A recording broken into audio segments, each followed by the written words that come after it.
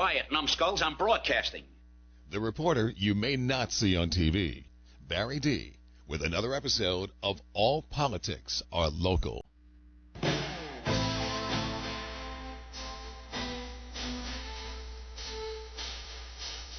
This is All Politics Are Local, and I'm Barry D. We are back live at the WCHE studio, sitting atop the famous 17-story WCHE corporate office building located at 105 West Gay Street in historic Westchester.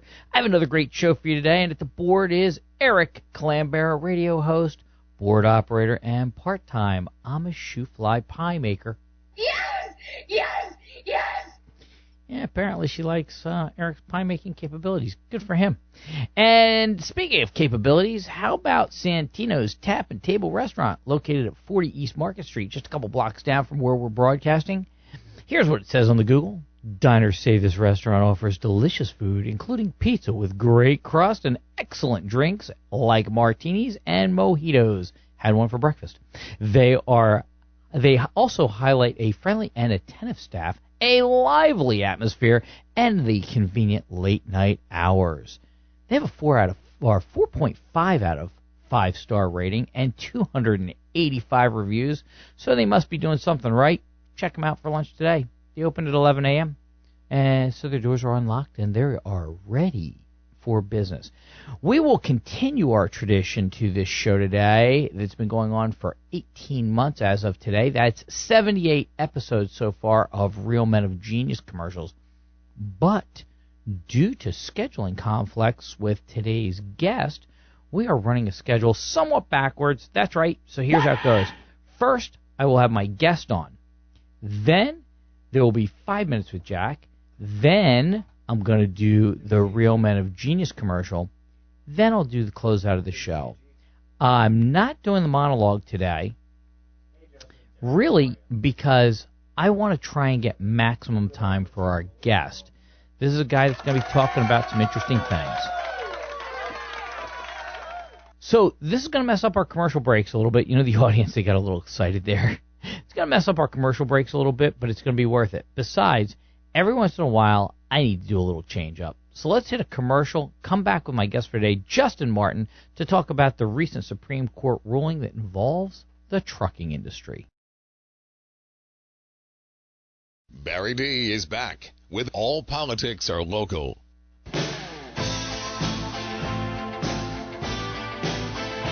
My guest today is Justin Martin, who is hard at work right now as we speak. This guy's always working, and he's making sure people know exactly what's going on in the trucking world.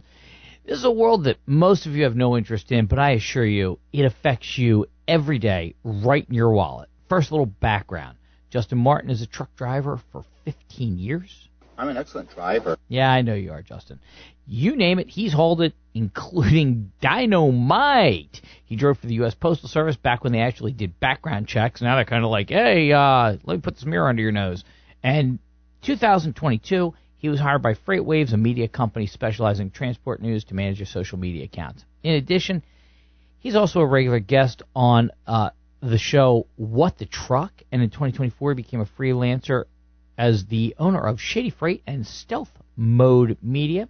Justin, I'd like to thank you for coming back on the show. Most people wise up after once or twice, but you're willing to come on in again and be on this show. And as a tradition, we always have theme music for our guests. And, you know, last one I had Keep On Truckin' Baby, and I've been trying to settle in on one for you, and I think you have it, so here it is.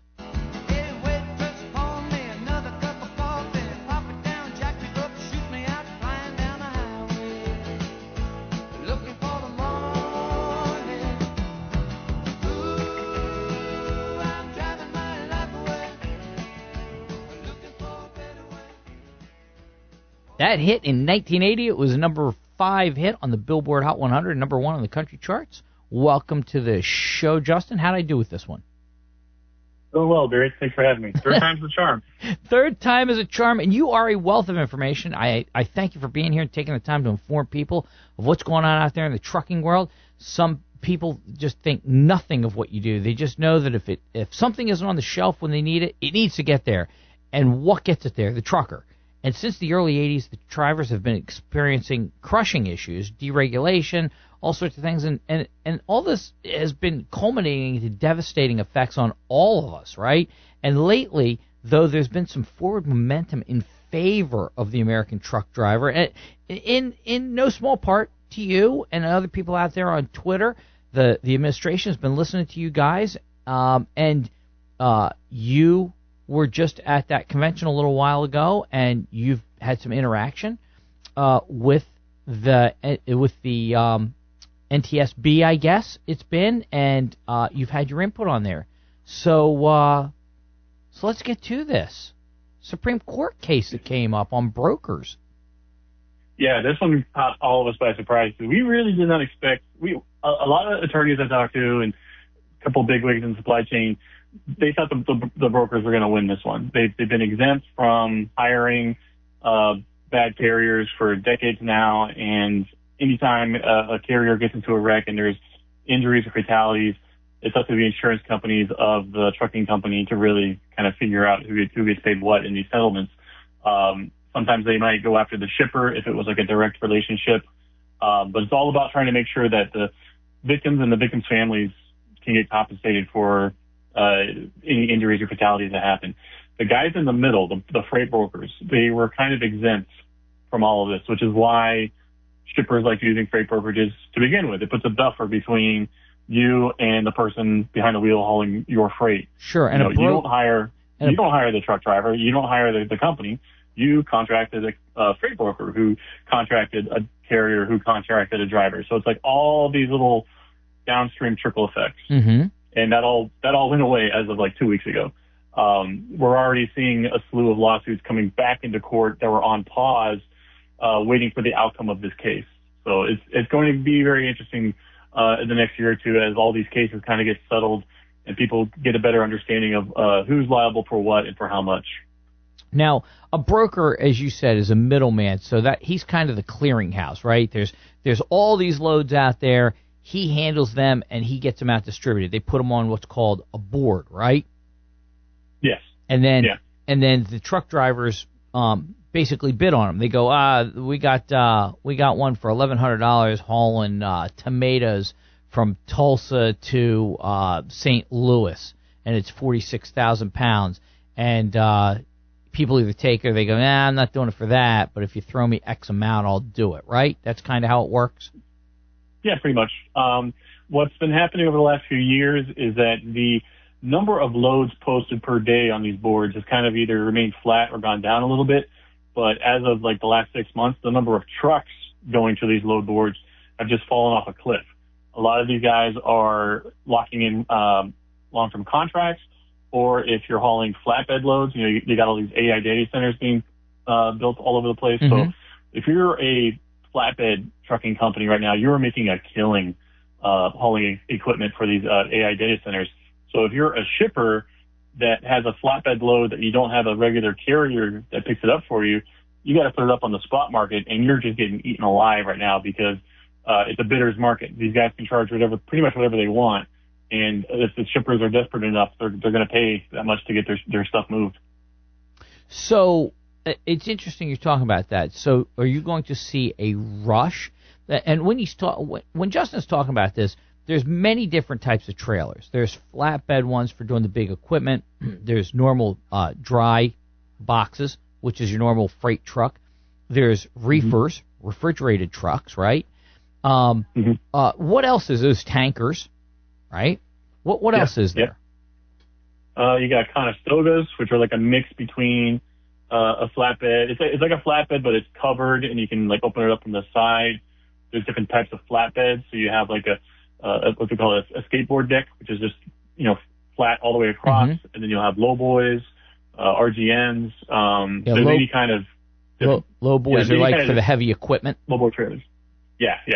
And then if you're getting into the oversized or overweight or overdimensional stuff, those require additional permits, higher insurance rates and coverage, that kind of stuff. So those sectors of the market have always been sort of somewhat insulated from a lot of the bottom feeder carriers that we've seen over the years infiltrate, dry van freight or reefer freight. And so do you see an influx of the flatbed hauling? And I'm guessing for these data centers, they're hauling what with flatbeds, like the turbine units for the power generation, things like that. What are they hauling with that? Oh, anything. It could be the actual computer server clusters themselves, to the cooling equipment, to the raw materials required to actually build the foundations and the buildings themselves. Like I'm blanking on the number, but it's like each data center is like tens of thousands of truckloads of material required to get them up and running. Mm-hmm. Mm-hmm. By the way, data centers has been a big thing on a lot of people's minds right now, and we actually have one being contested in East Whiteland Township. I couldn't throw a rock to it, but it ain't but by air 6 miles from where I'm sitting right now, and it's in an industrial area, but it's literally right next to residential areas, and of course there's a big fight on that. And since you're involved in the trucking industry, is a lot of this data center stuff, I keep saying I'm not against the data centers. We're going to need them. It's part of the AI race. That that's where the information is. The AI has to work with that information. But I keep saying, listen, there's lots of room out in the middle of the state where they could build these things, and it would be miles away from the nearest house. But is it the fact that the roads just can't handle it, the infrastructure for that? Is that why they want to put them in more densely populated areas? Do you know? I think a lot of towns and localities are trying to court these companies building these things because it's promising, jobs in the area while it's being constructed. And then after it's constructed, those jobs go away, but you'll have the small cohort of like permanent long-term jobs at the facilities, keeping them running. Mm-hmm. I'm not anti-data center either, but I do not like them being built so close to neighborhoods. I've seen video after video of just how loud the cooling units on those things are. If you're living in a nice, quiet suburb, the last thing you want is one of these things buzzing 24/7 right in your backyard. Right. That's exactly it. So the only thing I'm assuming is it's because the infrastructure is already there for it, and the roads are there for it. Where if you put it out, say, in the middle of Pennsylvania someplace, that roads aren't so good. It's kind of like what they've had to do with the gas companies, right? Fairly crude roads or minimal roads for that, and it would be kind of more difficult on them. That's what I'm assuming at this point. I can't figure it out. That's why up in Lucerne County, it's just a mad race up there of how many data centers they want to put up there, because 80 and 81's right up there. So they've got a lot of good road. You got also, like, you got to build up the utility, the electric utility infrastructure. If there's a water source not nearby, you got to build the infrastructure to get the water out there to keep these things cooled and running. So, yeah, as nice as it sounds, putting one out in the middle of nowhere, you got to also consider the costs of getting all the stuff required to it out there to keep it going. Sure. Out here in Pennsylvania, they're trying to push through a House bill to allow any power generation above 25 megawatts, and it's listed as either public or private. They will be able to waive the township zoning ordinances, and the state will be able to allow them to put them wherever, tell them, oh, you can put it right here, and it could be right there. Well, the only people that are going to use a private power generation is going to be a data center. So it's kind of a hand-in-hand thing. Go on Amazon and start buying up some like GPU clusters and put one in your closet, and you can zone your house as a data center. Right. There you go. So back to the trucking end of it. So this is obviously a big job for you guys. The data centers and all this, and so the flatbed business is good. The reefer business, what's going on with that these days? Well, we're coming off the tail end of produce season on the West Coast, so rates were always really high this time of year. They typically cool off now, but then further into the country, you'll have other areas where rates will start popping up too. But it's the same thing we're seeing in other areas. A lot of these bottom feeder carriers that are getting flushed out, the rates are all coming up because these shippers and brokers that relied on that unlimited supply of cheap capacity, that's not there. And it's not to say that we have a shortage of drivers at the moment. We certainly don't. All the stuff is still getting moved. All the stores' shelves are still full. It's just not getting moved for as cheap as they've been used to. And that's kind of the grumblings that we're seeing right now from shippers and brokers right now, because you as a broker, you make your margins on moving that shipment as cheaply as possible. Mm-hmm. So if I have carrier A that says I'll do this for $1.20 a mile, and I have carrier B that says I'll do it for $2.50 a mile, well, I'm going to go with carrier A, and I don't really care what their safety record was, because if they get into a wreck, they've got insurance that'll cover it, and I'm off the hook. That's out the window now. So that's the calculation that brokers are trying to do right now, is like, okay, if I book this cheap carrier and they have a poor safety record, how much am I going to be on the hook for if these guys get into a wreck? So now they're starting to have to calculate in risk management, which was off the table for them. Mm-hmm. So, yeah. And I've talked to some brokers now that, their insurance policies are up for renewal next month. The rates that we're getting, or the quotes that they're getting back from their insurance companies, are triple what they were years prior. So it's going to start getting more expensive for all these guys with the insurance costs going up. At least in the short term. My hope is that as all these bad carriers start to get flushed out and the rates of accidents go down, the insurance companies will realize, okay, we don't need to be, having premiums so high because there's no money to be paying out, and then the insurance companies, hopefully, with some competition, can start undercutting each other. This is very interesting, and I've got a ton of questions in my mind right now, and Eric's giving me the signal that we got to go to a break, and we got to pay some bills, brokerage-free bills, by the way, and we'll be back in like 2 minutes to keep going on this. Thanks. Barry D is back with All Politics Are Local.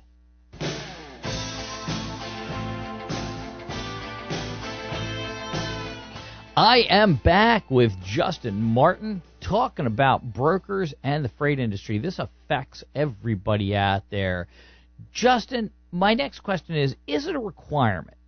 Brokers have to be insured and bonded, right? Yes. Okay, so bonded means, to the people out there, when you hear insured and bonded means the bond company will cover you, but you owe them the money back, the bond company. Insurance means they pay out, and that's just paid out. You don't owe them back on that. So typically there's a bond required, and then in some cases they say you also have to be insured, but you're a fool if you're not insured, because the bond is going to wipe you out. They pay the bill, but then you have to pay them back. So with this happening now, we talk about these bottom feeders come in all shapes and sizes, whether it's in the trucking industry, the trash industry, the music industry, whatever. There's always the people that do the stuff dirt cheap, and they're always skirting the real way of doing it. Who are these people that are on the really low end of the scale? What is the operator? Who is there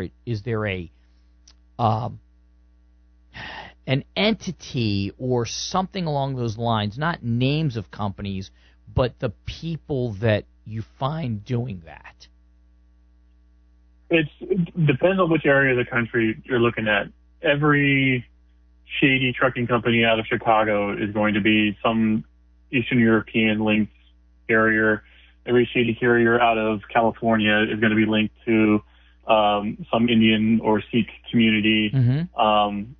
Right now we're seeing reports of trucks being abandoned at a Fat Brothers truck stop in Omaha, Nebraska, and all those carriers are tied to refugees out of Africa that live nearby in Nebraska. So it's like the same pattern over the years. I don't know why somebody at the federal government has a very sick and twisted sense of humor. Whenever they bring a bunch of these refugees in, they lump them all together in like one location in the country. Right. And it's almost always like the exact opposite temperature region that they're from. So isn't that the truth? Isn't that crazy? Yeah. It's kind of sick and twisted. They take a bunch of Somalis and they put them in Minneapolis. Minneapolis, and they also Lewiston, Auburn was another one. And I think I'm wondering if it's because of the they're both very generous in their social financial support, both Maine and, although Maine seems to be changing that a little bit, and Minneapolis, and they end up in these enclaves, if you will, of that, and it's always the opposite of what they're naturally used to. It's kind of funny with that. Yeah. I grew up in South Florida, and so I had a lot of friends that I worked with at Publix at the time that were from Haiti, and they all hated working in the freezer department. But that was like the one spot that had like regular work hours. Mm-hmm. Yeah. So it was kind of like a running gag of like how many guys from Haiti we had working in like the produce and the freezer department. Oh my God, that's hysterical. Yeah, it's what you're acclimatized to, and I mean you can eventually get used to it, but it takes a long time. It really does. Yeah. So now you mentioned these in you said Nebraska. Was it Nebraska or Montana? What state was it that decided that they needed to bring people in from Africa, from like Nigeria or something, to fill a trucker's void that didn't exist? Oh, that was Nebraska. So there is an internet term called otaku, and it means a white nerd who's like really deep into Japanese culture. Mm-hmm. And for whatever reason, the Secretary of State of Nebraska, a gentleman named Bob Ivnan, something like that, he is an otaku, but for like Kenyan culture. This guy just loves Kenya, goes there all the time, has all sorts of social media posts of him having a great time in Kenya. While he's in Kenya, there's a government department out there called the Department of Diaspora, and people from that department will come to him and say, "Hey, can you hook us up with some jobs back home in America?" Really? So yeah, when you want to look into like the really shady stuff happening in certain states, it almost always starts with the Secretary of State. The Secretary of State of Indiana,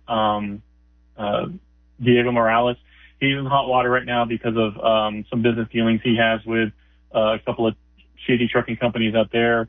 The Secretary of State of Illinois, same exact thing. And then, as we're seeing in Nebraska, it's almost always the Secretary of State will have some kind of business dealings on the side with these guys, and that's where the floodgates get opened. Now, so you have the bottom feeders, and they're starting to shake out. Why are they shaking out? The brokers are going, you're too hot in this market to even think about touching. Is that what it comes down to now? 100%, because the shippers are next too. Like, they don't get this court ruling twisted. The shippers are absolutely going to be on the hook next. Nobody saw this exemption coming for brokers, but once they realize that we can go after the brokers now, it's going to be the shippers next. And that's why everybody is kind of freaking out and tightening things down, because nobody wants to get what we call nuclear verdicts or thermo. So any ruling against you that's over $10 million, that's a nuclear verdict. Mm-hmm. Anything over $100 million, thermonuclear. And those things just completely wipe out trucking companies. Yeah, and so do the big guys also subcontract to other people, or are they typically all in-house?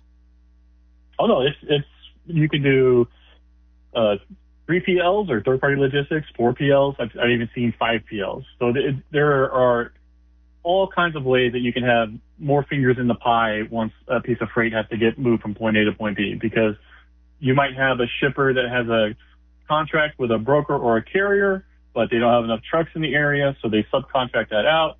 That truck breaks down, so then they subcontract that out to someone else. And, by the time that piece of freight actually gets moved, you're talking, everybody's gotten a little bit of a piece of that pie. Now, tell me something about that. That's interesting. That action right there, it was explained to me probably a year ago that there are brokers out there that rebroker to another broker, and the next broker down lots of times doesn't have the coverage or protection or whatever when they're doing that. So when there's a failure, it was a complete loss on anything, because the other broker's like, well, mm-hmm. I can't help you out. We're done here. Yep. And a lot of carriers have their own brokerage authorities as well. So mm-hmm. that's how a lot of this stuff gets ends up getting used. And that's what we're seeing with like this military freight fraud is, you go on social media and you'll see a bunch of truck drivers from Uzbekistan bragging about, a load of mortar shells that they're moving out of a military base. And you're thinking, how the hell did that happen? Well, right. Whatever carrier was authorized to move that freight brokered that load out to an unauthorized carrier, and then that carrier has whoever they want driving for them. Well, to go onto a military base, don't you have to have a TWIC card? So when I was doing it, it was only the Navy that was requiring TWIC cards, and they barely used them. You need that to get into any port. It looks just like a CAC card. I haven't been in that space in a while. Another thing that they like to do too is they might have the authorized carrier go pick up the load, and then as soon as it's off base, somebody else does like the remainder of the trip, and then somebody else will try to make delivery on the other end of the trip. Because that is very common with Amazon right now. I talked to somebody earlier this week, and that's something Amazon is trying really hard to combat right now. So what they really care about with the TWIC card, by the way, would you explain to the audience exactly what a TWIC card is? Stands for Transportation Worker Identification Credential. And it was initially started after 9/11 because the federal government was worried about security measures on ports. So they required any truck driver trying to enter a port in the U.S., you had to get a TWIC card in order to get access to a port. Now, see, when I was shipping cars overseas in the 80s and 90s, you could just roll into the port. It was no problem. I used to just hire in some kids, and we'd drive down to Dundalk, and we would drop off cars, and then we'd check out the Ferrari pen, and we'd see some of the other cool stuff there. I'd sign everything off with customs. We'd get all that checked in, and we'd roll. And then the 2000s came along, and I went to do a load of cars. I had been out of it for a little bit, and all of a sudden I couldn't do it. They're like, yeah, you don't have a TWIC card. You can't get on the premises. Oh, it's horrific. And even with those measures now, the auto hauling side of the industry is completely overrun with these chameleon carriers. My advice to anyone listening in the audience, if you're trying to move a car, I don't care how much this car costs. Like I've seen guys with like $200,000 Corvettes that cheap out on the carrier that moves it, and what do you know? That car disappears. No way. For $20, you could get a subscription for a month to literally any carrier vetting platform out there. And if ABC Trucking says, yeah, we'll move your car for you, no problem, spend the $20, look at that carrier's safety score, see if they have any other equipment in common with other carriers, and protect your car. Wow. I never thought of anything like that. That's crazy, right? So somebody buys something on eBay, they contract it, and the car never shows up? Yep. Very, very common. You just go on Facebook and type in car stolen in shipment and just watch. It's just like a wall of boomers trying to get their Corvettes moved. It's horrific. Oh, my God, that's incredible. I never realized that. So because of this court ruling, and the brokers are doing the stuff, so now we're starting to see these people shake out, and typically, I don't see truck drivers living in mansions, man, and they're really hurting. And along with the fuel costs and all this is actually something that's going to help out the truck drivers, right? Because, I mean, fuel's beating them to death. What was diesel now in California, like $7, $8 a gallon, something like that now? Yeah, this week has been pretty good. Oil is back down below 90 bucks a barrel, so we're starting to see like 10, 15 cent per gallon drop for diesel, but it's still going to be a while. What's great for carriers right now is that, yeah, diesel is high, but the shipping rates are even higher. And now that diesel's starting to come back down a little bit, those rates for shipping aren't coming down either. So that's a great windfall for these guys.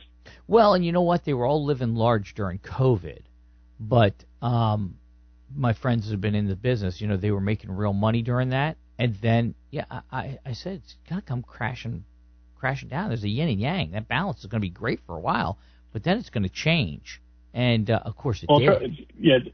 Sorry, I didn't mean to cut you off. But trucking has always been like a 10 to 11 year cycle. Like rates go up, everybody rushes out, buys equipment to get those high rates, and then we have a capacity glut, and then rates crash. COVID kind of took that cycle and like turbocharged it in like a 2.5 year super cycle. Like rates shot up like crazy, capacity like almost doubled, and then rates immediately crashed. What was interesting was that we didn't really see the capacity bleed out as quickly as we were thinking it was. And that's because we didn't realize just how they're like cockroaches. These guys are just impossible to kill because they will run their drivers 24/7. They will steal fuel from other guys. I mean, it is absolutely cutthroat out there. And what's killing these guys now is just they're too risky and nobody's giving them freight. Right, because before nobody cared. They're like, well, that's your business. Nope. You just get my stuff over here, and that's all we care about. So now that the freight is going up because of this, now you have the next end. You know, the end user, the people that are getting the product on the other side. is there it's very difficult to in my mind to think about this. Is there anything that you could say, well, on average, what it ends up costing is the people another whatever onto their product? That's very difficult because of bulk shipments. Like, it's certainly different when you're talking about like moving one thing on a flat deck trailer as opposed to oranges getting loaded into a reefer, right? So what is there any way to calculate any kind of percentage? Like, what's it costing the consumer for the higher numbers? Do you know?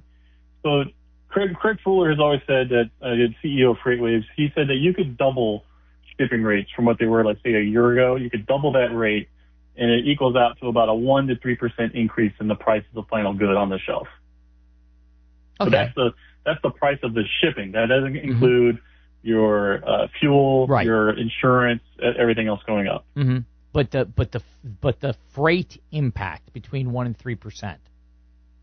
Yeah. That's kind of the number I was looking to hear. I kind of figured it was going to be something like that. And that's what people want to know, right? Now, in the end, between 1 and 3%, is it much? No, but you know what? They do the same thing with taxes. They're like, that's only 1%.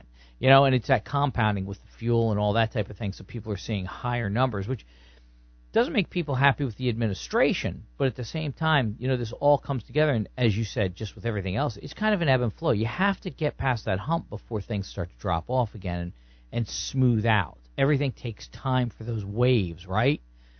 Yeah. So and there's other waves. There's other waves too, like that will impact the price of the final goods. Like produce right now, in about 6 months, produce is going to get really expensive because the price of fertilizer is doubled over the last year or two. So yes. those kind of cost increases take there's a lag between when that really starts to impact the price of the final good.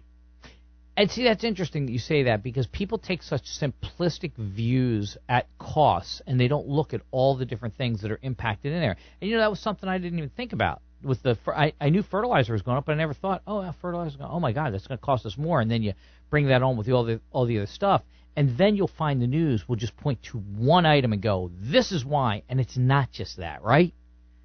Yeah. When fuel goes up, the cost of transportation goes up, but when the price of oil goes up, the cost of everything goes up, because oil doesn't just get turned into fuel. Oil gets turned into everything, plastics, makeup. Like there's just anything that's a quote unquote petrol product made from like hydrocarbons. Mm-hmm. If oil is over $100 a barrel, the cost of that stuff is going up too. Mm-hmm. That's exactly it. Listen, we got 1 minute. Have you got any words of wisdom you want to tell the audience that they should be watching out for? You talking about the fertilizer or anything like that? Anything else in the trucking industry right now that they should be aware of? Times are going to get tough for these carriers, and they're going to get desperate. Cargo theft and fraud is rampant right now, and it's only going to get worse. If you're in the process of moving your house anytime soon, for the love of God, please vet whatever carrier is moving your stuff, because I guarantee you the name of the company that shows up to pick up your house isn't going to be the name of the company that shows up on the other end to deliver it. And grandma's ashes in the urn may never be seen again. Yeah. Okay. Hey, Justin, you know what? You're a lifesaver. You always come out here and you talk with people and talk with me and get this out to the people. And I think this is very important for people to know, because this impacts everybody, man. You're a superhero to me, and you know, anybody who talks to Sean Duffy's okay with me too. So thank you for coming on. We're going to take a commercial break. I appreciate it. Let's talk again soon, my friend. Absolutely. Thanks for having me. Take care. Bye-bye. Barry D is back with All Politics Are Local.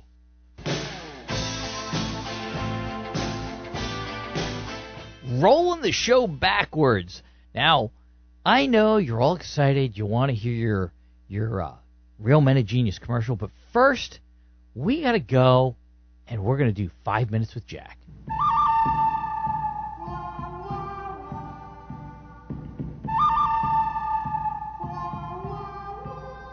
Good morning, Jack. How are you? Barry, I'm doing quite well, sir. And you? I can't complain. You know, everything's just good. I will give you a little lesson, though. You want your little lesson for the day? I was waiting for it. When somebody borrows your car, ask them if they're going to put gas cans in it first. Gas cans or gas in it? Gas cans. Oh, always love it when I hop in the car and it smells like they filled the back seat with gas. Yep, you want got now. That's what I got. That's what you do. You loan somebody your car and it comes back smelling like gas. But the good news is, he told me afterwards, I said, man, you smell like gas. He goes, yeah, ever since COVID, I can't smell anything. So if he has the car, he won't notice. So that's what counts, right? Yeah, there are some advantages when your olfactories don't work anymore. Yeah, that's right. That's right. But they don't work for him. They work for me. Anyway, what's going on today, brother? Well, Barry, I just want you and the audience to know that there is certainly no fraud taking place anywhere in the country, and anyone that says that is obviously being disingenuous. Yeah, why would you say that, Jack? Well, Barry, let's just pick one state out of the union, and that will be, again, our favorite state. Minnesota once again. Yeah. Every time you look at the newswire, there is yet another example of no fraud being committed. This time there was no fraud being committed in the magnitude of $47 million, a large portion of that leaving the country to going to the African nation of Somalia. And where was this money coming from that it was going to? Like there's got to be something for the Gazinta machine, right? Because the money has to Gazinta something before it can be skimmed and Gazauta. Well, I got to tell you, Barry, this was multi-pronged, but the primary one was signing up people for children that supposedly had autism. However, it's interesting. Autism, he's signing up for autism. That's good, because autism, I've heard in the last 5 years, it's been on a big bump. It's been going up a lot, and nobody could understand why.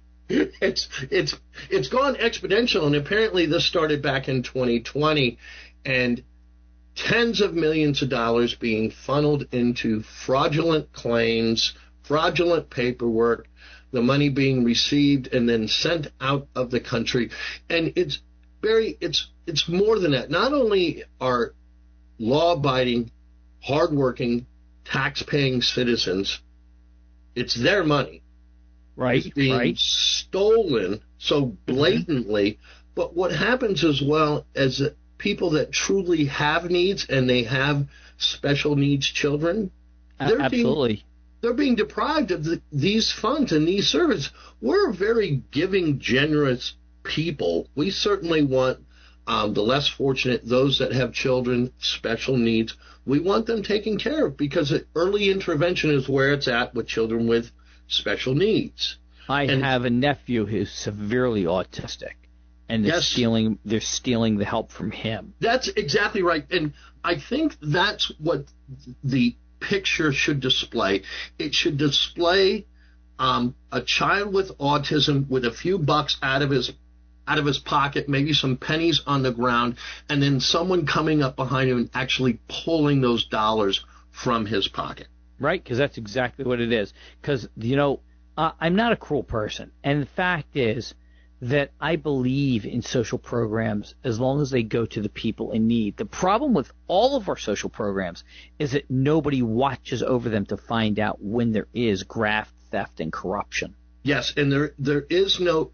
The compassion is taken out of it when there's this rampant fraud. So earlier this week, the fraud czar, J.D. Vance, based not only on this as what's taken place in Minnesota, but several states across the country, he's basically putting a freeze on all 50 states so that they can take a look at this, because we certainly want our tax dollars and our generosity to go to the right places. Nobody wants to see their dollars enriching people that did nothing to deserve it. And in large measure, they're not even citizens of the country. Where are they from? In this particular case and many others out of Minnesota, it's African nations. Guatemalan? No, that's not an African nation. Ecuadorian. You're getting closer. I think you need to go left on the globe. That would take me to China. Counterclockwise. Okay, let's go the other way. Let's see. It wouldn't be Somalia, would it? It would be. Ding, ding, ding, ding, ding. I knew it. How did I know that? How did I know it was going to be another Somali fraud? Yeah, they went from, being the captain to, well, I'm the captain now. it looks like, at least in some cases, that people are being identified. Charges are being drawn, and they're being convicted of these serious crimes. However, retaining the money that they've stolen is going to prove to be extremely difficult. It's going to be gone. It's going to be gone. This is the problem. This is what embezzlers do too, Jack. The money isn't there. By the time they catch the embezzler, it's all gone. There is nothing left. So that's right. This guy or woman or whatever will do time, but the American public suffers, and most importantly, these people with these health issues are the ones that really suffer. And there's just countless of these all out of Minnesota that seem to all spark, in 2020, and not a one of them is under $10 million, Barry. That's incredible. But you know what? I will say there's something interesting about this, though, Jack. There wouldn't even be a fraud czar if there wasn't a young man by the name of Nick Shirley.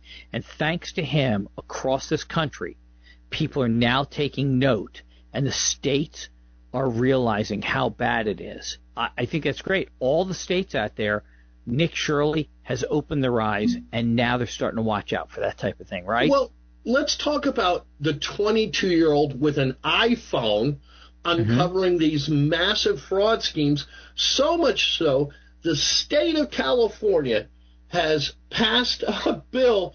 It's called the Stop Nick Shirley Act, and it passed the Assembly. What's the Stop Nick Shirley Act? I'm glad you asked, Barry. It's quite simple. Anyone that happens to uncover fraud and report it through social media, it's against the law. So if they uncover fraud and they put it on a website or put it into Facebook or Instagram or Snapchat or anything like that, it's against the law to actually do that? What are you supposed to do? Immediately report it to the authorities and take it to the newspaper? Is what? What's a newspaper? I don't know. I thought that we lived in a country to where we had the right of free speech. That's what it was designed to do, to uncover crimes taking place. People are free to speak. But apparently in California, someone that should be applauded by saving the taxpayers' money, now it's a crime. Well, it's not really a crime yet, right? It has to go through the Senate. That's right. And thank God for the Senate, because the Senate, that'll probably stop it in California, right? Because there's people there of, I don't know, maybe opposite party or something from whoever passed it before, right? Oh, yeah, there's plenty of Republicans in the state of California. I think there's 4. Yeah. Yeah. So in the end, this is most likely going to pass, is what you're saying. I think that's what happens. And then people cannot publicly report these when they discover it. I don't understand, though. What are they supposed to do? Well, I know they're just supposed to shut their mouths and let it happen. Because when you don't humiliate people, when you don't put things out there in public, when you don't let the public know, if the public doesn't know, they can't demand something be done about it by their elected officials. Is that it? Well, yeah, and Barry, we used to have these investigative journalism shows like 60 Minutes, 2020, things like this, to where they were the ones that were spearheading these investigations. Right. Now they've become complicit, and they certainly consider it a threat of independent journalists like Nick Shirley.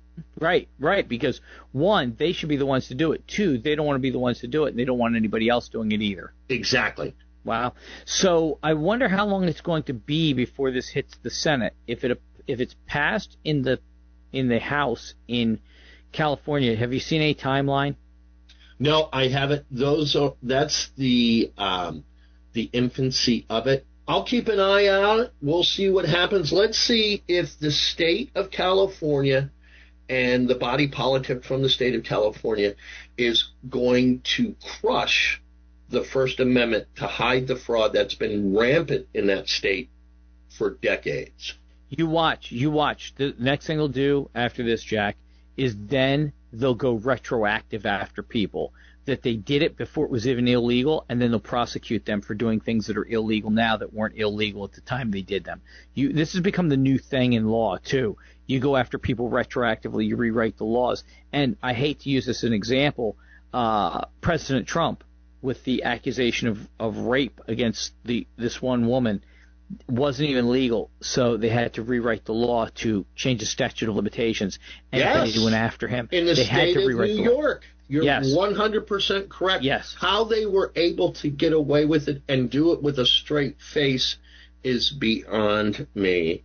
Yes, and look, Trump was a Democrat. Now he's a Republican. The Democrats used to love him. Now they hate him. But this would be wrong if the Republicans did it to the Democrats, and it would be wrong if the Democrats did it to the Republicans. And in this case, the Democrats did it to the Republican.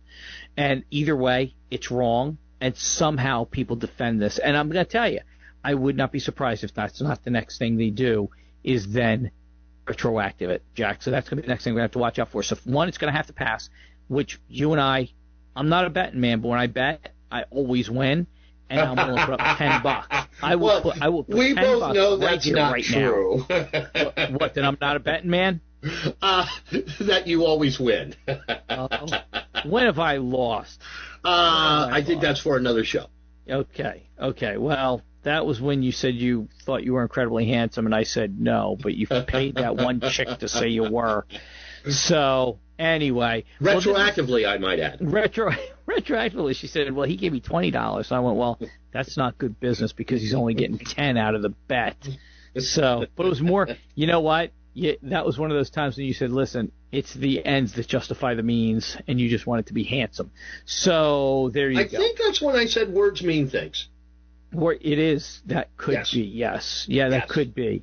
Listen, this is crazy stuff. We're in a brave new world here, my friend. Brave new world. Well, I hope there is some sanity left.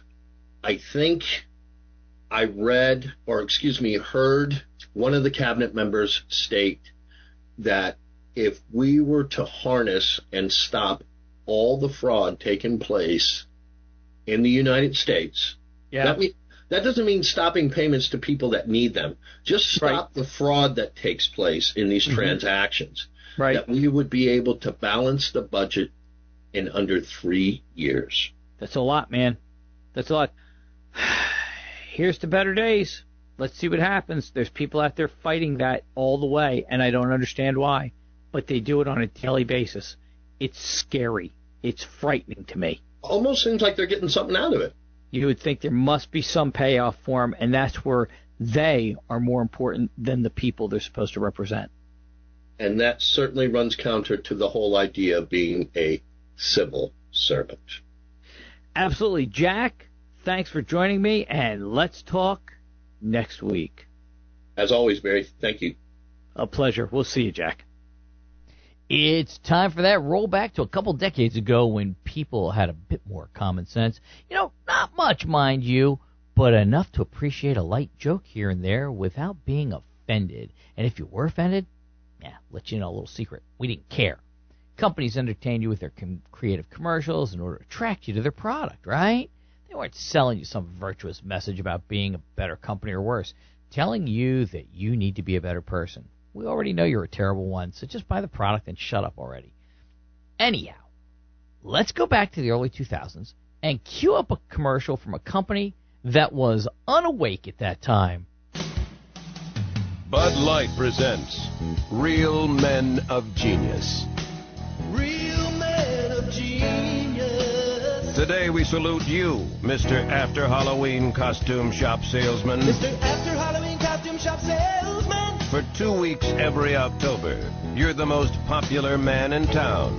The rest of the year, the loneliest man in town. I could use a buddy. You've had the same costume since 1973, which is also the last time you had them washed. Something smells like cabbage. What's your scariest costume? The ballerina outfit just returned by the 400-pound truck driver. Super duper tutu. So crack open an ice-cold Bud Light, oh king of the costume, because dealing with you will always be our treat. Mr. After Halloween Costume Shop Salesman. Bud Light Beer, Anheuser-Busch, St. Louis, Missouri. Well, it's that time of the show where I have to close. Or some people would say their favorite part. Yeah, Thank you, Eric Clambert, for being the producer once again. This guy to my left is incredible. Today, while he was operating the boards, he was also finishing up his calculations on molecular structure of transparent aluminum. And thank you to the darling of Westchester Radio. In that world, that would be General Manager Donna Saul. She was feeling kind of lousy last week, and I hope she's on the mend because I really need her to sign my page.